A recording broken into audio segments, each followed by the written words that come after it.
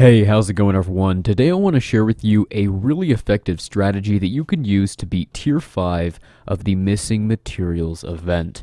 This is one of the best events in the entire game because at the last tier it will reward Tier 3 ability elixirs as well as Tier 2 ability elixirs and Tier 2 set tools. So if you can get a gold trophy on this battle and you're able to loot this every week, the rewards you get will be amazing. Now, as you've probably noticed, that last battle is quite difficult, unless you use the strategy that I'm going to share with you here in just a second.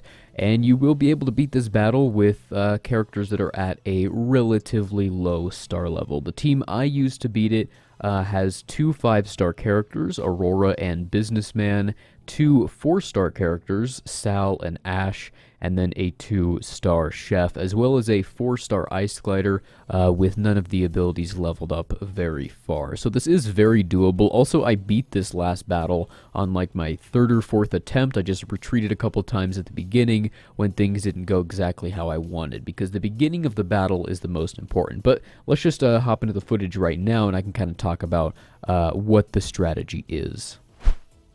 So first of all, full credit for this strategy goes to Bricktini. He came up with this. I just followed his guide, and hopefully by watching this video, it might help you out as well. So full credit goes to him for actually coming up with this strategy. Now, what you actually want to do is avoid Lloyd as much as possible, and that might seem kind of counterintuitive, since typically he's one of the earlier units you want to take out in arena or whatever, but you're actually going to just use basics against him if you're only able to target him, which will happen sometimes because he will use his stealth ability, but also the demolition dummies will use their taunts shortly after, and that will clear the stealth. Now, your goal is to take out the demolition dummies as quickly as possible. Those are your first two targets. That's because their AoE attacks are insanely powerful, and you don't want them to keep hitting you with those massive attacks. That's why the beginning of this battle is going to be the hardest part, because you will get hit by two of those AoE attacks in a row. Now, ideally, you want to kill one of the demolition dummies before they get to their second AoE, and that should help a lot. Now, one thing I did is I believe I healed right before I got hit with the double AoEs from the demo dummies, and I think that helped keep most of my units alive, albeit on just a little sliver of health, but that was enough. Because another really nice thing about Aurora and the Ice Glider is whenever she revives a city unit, they will gain hardy as well. So now you have your units in a position where if they get hit by a massive attack, they won't actually die. And then if one does die after that, Aurora can just bring them right back at higher health than what they were at anyway. Also, I am speeding up some of this footage because the battle itself is going to take quite a while. I think it took me probably over 15 minutes to do the entire thing. But as long as you can get through wave 1, the other two waves are pretty easy. But yeah, as you can see right here, I took out one of the demolition dummies, and now I'm just using basics against Lloyd to try to not kill him. And as long as you have Aurora in your team, it's generally fine to attack the demolition dummies when they have counterattack, even though they will do quite a bit of damage. If Aurora's there, you can just keep bringing your units back. But if at the beginning of the battle, both of the demolition dummies get counterattack, just retreat and try it again until one of them does not get it, and then you can go after that one first, and that should make the battle just a little bit easier. So here I'm about to take out this demolition dummy, and a 6k hit right there from Ash. That's a 4-star Ash, by the way, with a 6k hit. That's quite nice. So here, ideally, you want to leave Lloyd alive and instead take out Yeti. But as you can see here, I'm using just basics, but I am going to end up killing Lloyd. Now, the second wave is going to spawn in when you have just 2 units left. So ideally, you want to get the last 3 units down to just about no health, so that you can then use Ash's AoE attack and take all 3 out at once. Now, unfortunately, I accidentally kill Lloyd here since I don't have any other options. I try to just use basics and specials, but I end up killing him anyway. If you can, try to take out Yeti first, and then worry about Lloyd. But here, now what I'm trying to do is spread out my attacks and try to get all 3 of these units as low as possible to hit them with Ash's AoE. So I'm going to fast forward here a little bit.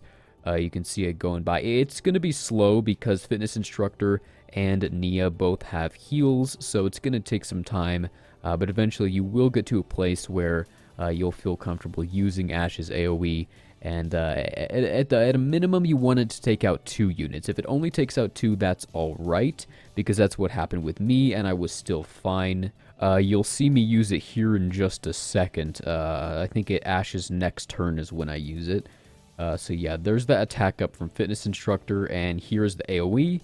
Kills Nia and Yeti, and then right here, I hit Fitness Instructor with a couple attacks and take her out. And then from here, the battle is super, super easy.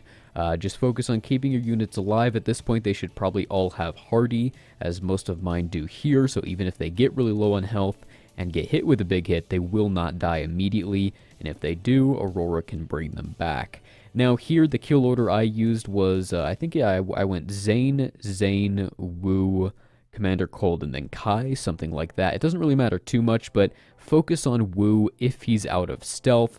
And then with the last wave here, let's go ahead and fast forward to the final wave. One more hit against Kai with Aurora right there. Okay, the last wave here has 2 Yetis and Aurora. This is going to be a little bit more difficult because the Ice Glider is there, so Aurora can keep reviving, and the 2 Yetis will taunt. But whenever Aurora is available to hit, go ahead and hit her. Even if she will just heal herself back up, just try to land as many hits as possible against her. You don't know if a big hit is going to critically hit or not. Just try to do damage against Aurora, because you have to kill her if you want to win at this last section. Maybe it would be possible to go after one of the Yetis first, but it will be a pain because she will just keep bringing them back. And there we go. I got Aurora out with Ash's AoE, and now I can just kill the remaining 3 units without too much trouble.